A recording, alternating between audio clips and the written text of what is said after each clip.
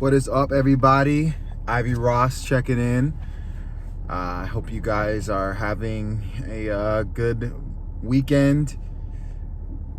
I know that's, not saying much due to the craziness going on in America.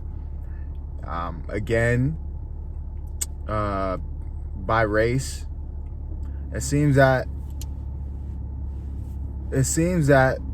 this happens, every couple months, every other year, every 2 years. I think the last time it was this crazy was with Mike Brown. I can't remember what year that was, but it had to be at least more than 3 or 4 years ago, if not 3 or 4 years ago. And it's just crazy, man. Like, it's really crazy. Like, this is definitely, I would say, as far as attention, as far as cities responding to the injustice of George Floyd, rest in peace to George Floyd, this is bigger than Rodney King in 1992. I was talking to my aunt, and she grew up in the 60s. My mom, the riots in the 60s, the fire burning and everything like that, it's up there, so, and I feel that this happens in waves. Everything happens in waves, and just like this protest and everything like that, it's gonna die, and then people are gonna go back to their normal lives and getting back into bullshit, watching Kim Kardashian and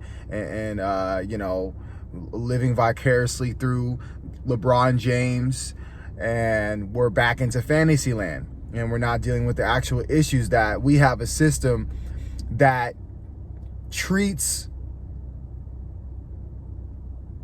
people better than others based on the color of their skin. And this is a system. So this is going to keep happening. So people that are upset, fighting for George Floyd, we have to understand that we have to fight for the future George Floyds. We have to fight for there to be no George Floyds hashtags happening to black people, innocent, unarmed black people. We have to get to that point. I feel that we are so just on impulse when these occurrences happen. Everything's impulse, and there's nothing that happens after. There's no political advocacy after the fact. It's just, we need to do better. And then it's crazy, honestly. I'm seeing conservatives and liberals uniting with black people online and sharing their support, because they're, what happened to George Floyd was undeniable. What happened to George Floyd was just unquestionable. That was wrong. He shouldn't have died. He was handcuffed. He was neutralized. He had 3 cops holding him down. And this cop is not in prison. He's not sentenced. I think he just got arrested yesterday. So, even white people, that it's very easy for them to, ignore it, or, be like, oh, we have to look at both sides of the story, those kind of scenarios. And there's been plenty of those. But every now and then we get one where it's like, what the fuck? Like, damn, like, holy crap, like, this is crazy, so now white people everywhere are like speaking out, and encouraging other white people to, have more, have more, involvement in this craziness happening during a pandemic. This is during all of a pandemic. It's just nuts that, one of the biggest riots and just the most disgusting, vile murder has happened in 2020, all at the same time during a pandemic where, you know, society should be more peaceful because of the shelter in place, because we're trying to stay 6 feet apart, but yet cops can't help it. Racist cops can't help trying to kill black people, even on their off time. So, you know, here we are, and I see a lot of people supporting George Floyd, and, you know, I want to shout you guys out, but we have to do more, because especially white people, you know, since this is not your day-to-day reality, you will forget. You will go back into your normal life, and George Floyd will be a hashtag, and you'll go on and say, man, rest in peace to George Floyd. And the anger, the intensity that we're seeing throughout the past 3 or 4 days will die out. It's like fire. We need to be like water. I think that was a term from Bruce Lee, if I wasn't mistaken, but we need to keep the flow going. And we have to look at the long game here. If you really do care about black people and preventing situations like George Floyd from happening, because this is not happening to any other group disproportionately. You know, of course you get, you know, a couple of situations here, but 9 times out of 10, these cops are going to jail. But when it comes to black people, these cops are getting fired. They're getting administrative leave. They're not going to prison for 25 to life. You know, like getting life in prison for killing an unarmed black man. When that energy is there, that's when we'll know the system actually respects everybody, every citizen in that society. We're not there yet. We're not there. So, you know, there's a law in New York where if you call someone an illegal alien, you'll be fined about $250,000 or up to $250,000. This is in New York. You can Google this. And, you know, what that tells me is that the politicians in New York, whoever put this together, this law together, they are demanding respect. They're demanding the system to respect a specific group of people, which would be immigrants, Hispanics. You know, I'm assuming those are the type of people that whites would call illegal aliens. They're not going to be calling German immigrants illegal aliens. They don't do that. So anyway, they are creating a way to demand respect for a certain group of people. And when the system respects a certain group of people, the society will reflect that group of people, that respect for the group of people. So the society will respect that group of people based on the system demanding respect. And every group has that level of respect in our system, except for black people, specifically black people.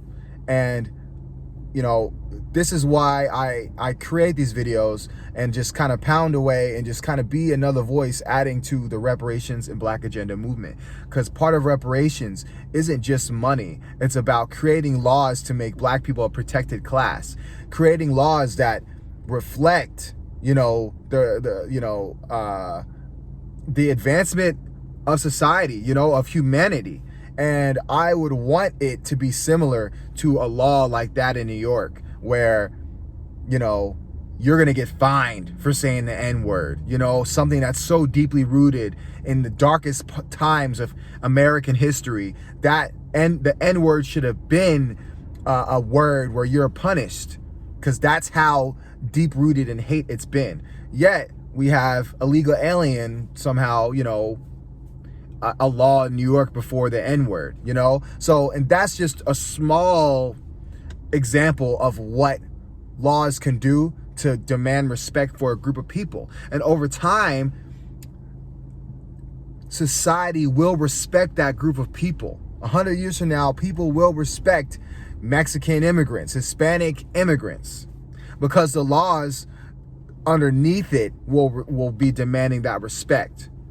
So the reason why we have so many racist whites, we have people, waving the Confederate flags, because we didn't have laws that demanded respect for black people.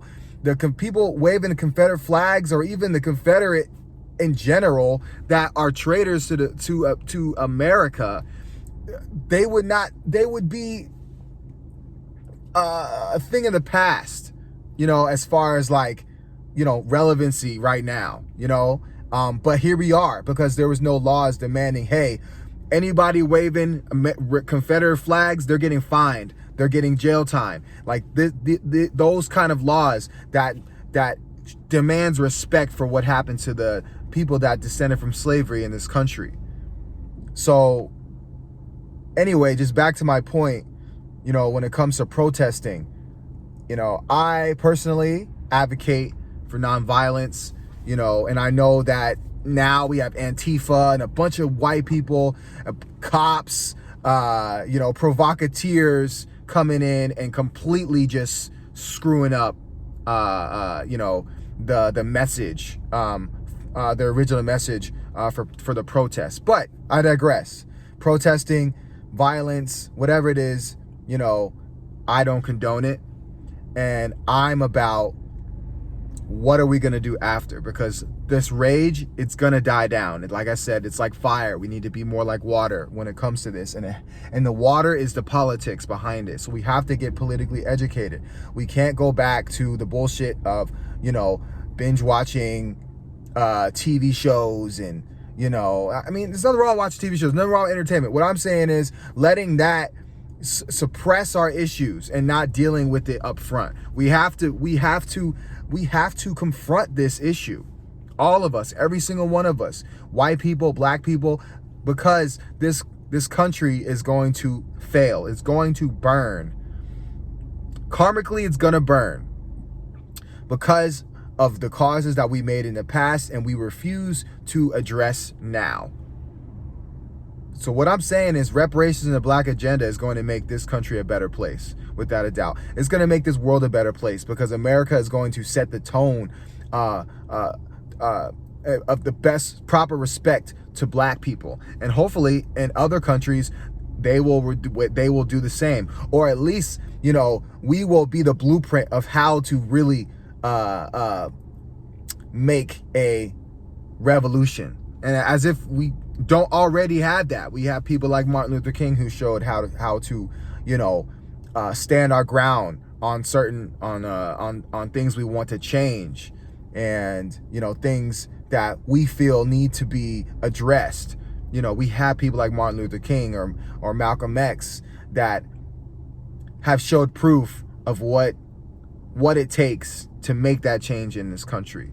So I didn't want to make this video too long, because I know that I can go, much longer talking about this.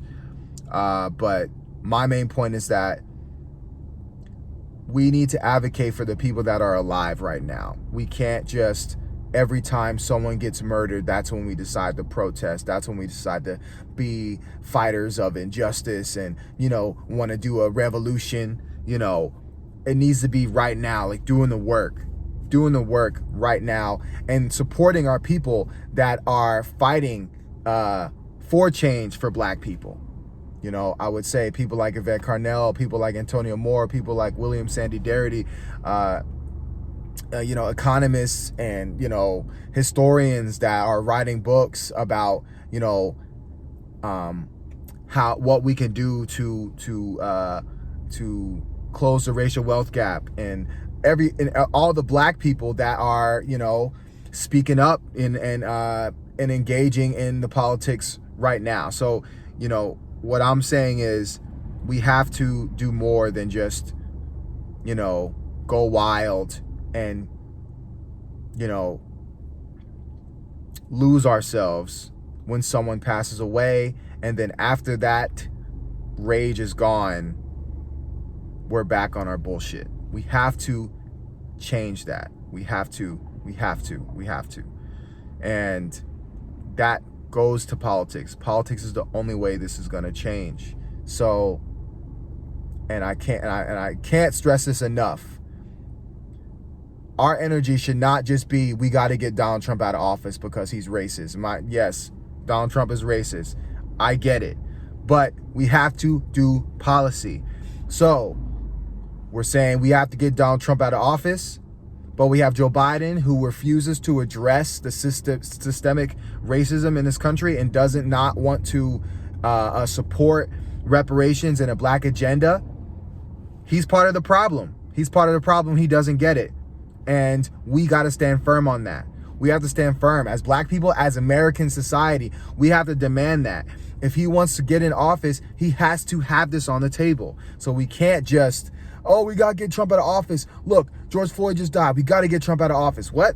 Oh, black people were dying when Obama was in office. Black people have been dying for every damn year. Whether it's a Democrat or Republican in office, black people are getting killed, and they're getting convicted and put on a death sentence for not doing shit compared to what white people are doing and getting away with and getting rich off of. We're the bottom caste group of this country. Most of us are poor, and we're still getting killed. We're still going to jail. We're just getting beat up out here. So, damn, I almost lost my train of thought.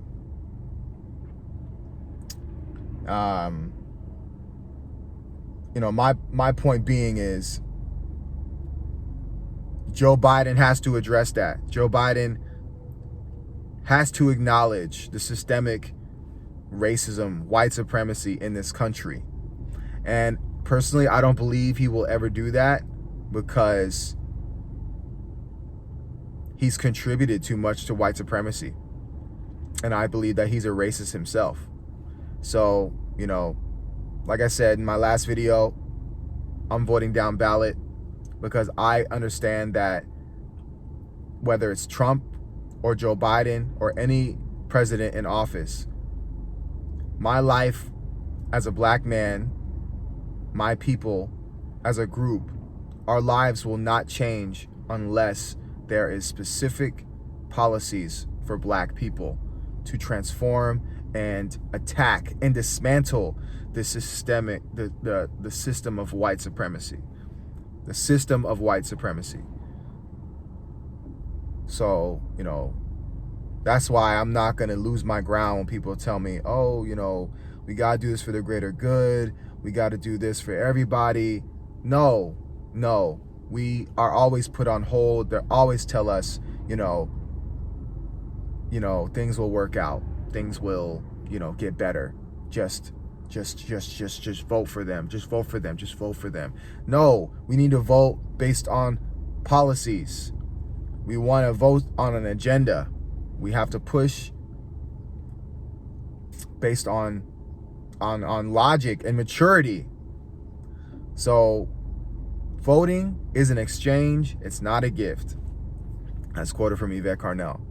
So I believe that's all I want to say. I might say more later, but that's it. So Ivy Ross, make sure you like and subscribe if you like what I'm talking about, and share it. And you guys take care. Peace.